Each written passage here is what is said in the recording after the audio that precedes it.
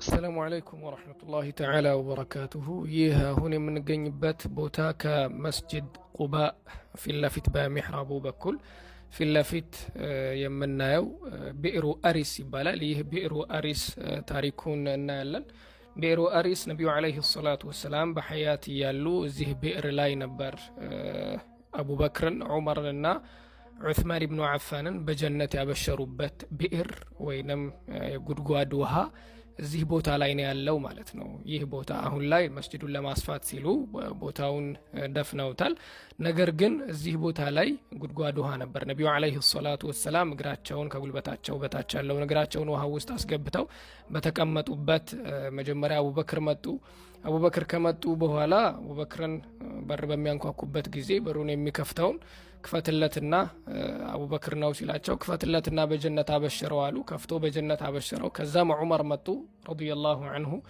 ማን ነው ሲሉ ዑመር ናቸው ተባለ። ክፈትለትና በሩን በጀነት አበሽረው አሉ።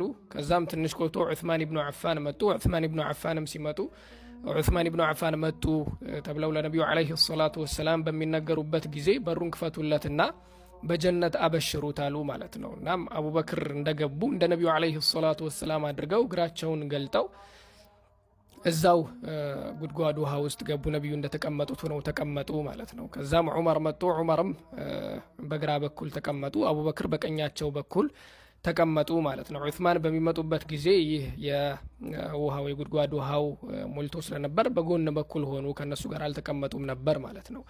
ይህ ብዕር አሪስ የሚባለው የሚታወቀው ወይንም ብዕር አልኻተም የቀለበቱ ጉድጓድ የሚባለው የሚታወቀው የዑስማን ኢብኑ አፋን ቀለበት ስለወደቀበት ነው ብዕሩል ኻተም የሚባለው። ያ ቀለበት የነብዩ አለይሂ ሰላቱ ወሰላም ነበር። ነብዩ ካለፉ በኋላ አቡበክር በዘመናቸው ሙሉ እሳቸው ኺላፋውን ይዘው በሚያስተዳድሩበት ጊዜ ሙሉ ያንን ቀለበት አቡበክርን ሲዲቅ አርገውት ነበር። አቡበክርን ሲዲቅ ሲያልፉ ዑመር ጋር ነበር ያ ቀለበት። ከዑመር በኋላ ደግሞ በኺላፋቸው ጊዜ ሙሉ አድርገውት ያን ቀለበት።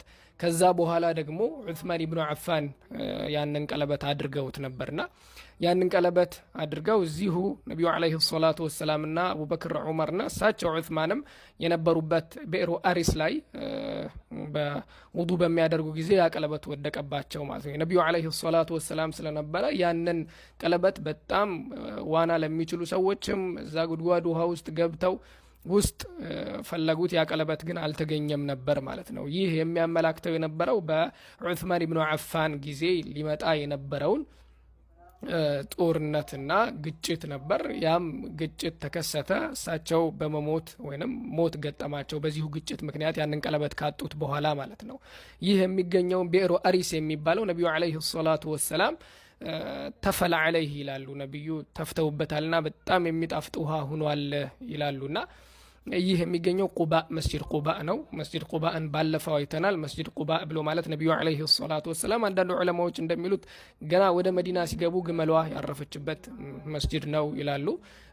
አንዳንድ ዑለሞች ደግሞ አሁን የነብዩ አለይሂ ሰላቱ ወሰላም ቀብር ያለበት ቦታ ላይ ነው ግመሏ ያረፈችው ይላሉ። አላ አይ ሐል እዚህ ቦታ ላይ ግን ነብዩ አለይሂ ሰላቱ ወሰላም በሐዲስ ምን ብለዋል?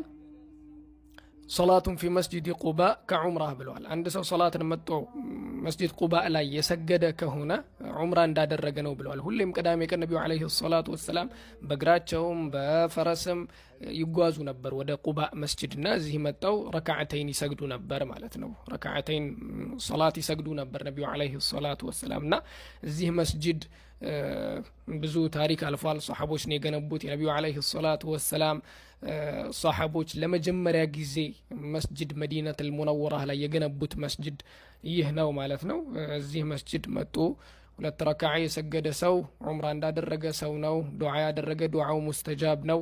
ለዛ እዚህ መዲነቱል ሙነወራ የምትመጡ ሰዎች ነብዩ አለይሂ ሰላቱ ወሰላም ያሳለፉትን ነገር ለማወቅ ብዕሩ አሪስንም ሆነ ታሪካዊ የሆኑ ነገራቶችን በሙሉ ለማየት ለመጎብኘት እንደዛውም በረካላቸውና እንደ ዑምራ ናቸው እንደዚህ ዱዓ ያደረገ እንደዚህ ያገኛል የተባሉትን ቦታዎች በሙሉ በማየትና እዛ ቦታ ላይ በመስገድና ዱዓ በማድረግ ለአኺራችን ልንዘጋጅ ይገባል ለማለት ነው። አሰላሙ አለይኩም ወራህመቱላሂ ተዓላ ወበረካቱሁ።